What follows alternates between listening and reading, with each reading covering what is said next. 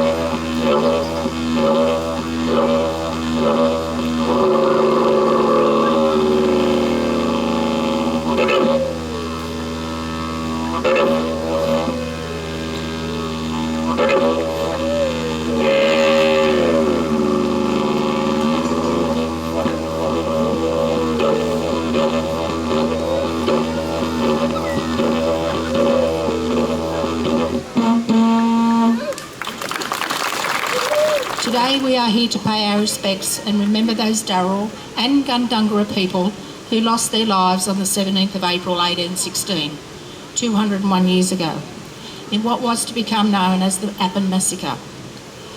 War had been declared on, I quote, the troublesome natives, and the soldiers were given orders to kill, burying women and children and hanging the bodies of the men in trees as an example to others. It was a child's cry that began the tragic events that followed. History teaches us. It teaches all of us. But nothing teaches you unless you learn. You know, it's been said that fewer than 10% of Australians had ever met an Aboriginal person or dealt with an Aboriginal community, even though 2% of our population have Aboriginal blood. And as the original inhabitants of this land, our Indigenous people have a unique and necessary place in the history of this country. Australians don't know the history of this country. The real history of this country isn't being taught in schools today. And when I went to school, Aboriginal people didn't even exist.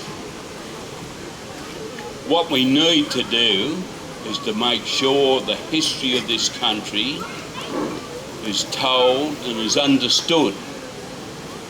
I seen a shirt a few days ago with a very pertinent sign on it saying, "White Australia has a black history," and that is so true. When you take into consideration that 201 years ago, a massacre took place right here on this very land. From there on in, massacres occurred on a regular basis right throughout the country. Hundreds, if not thousands, of massacres took place right up until 1928, when the last massacre occurred at Coniston Station. With their blessings, you most certainly have a safe journey home. Thank you all for coming. Thank you all for being here. Thank you.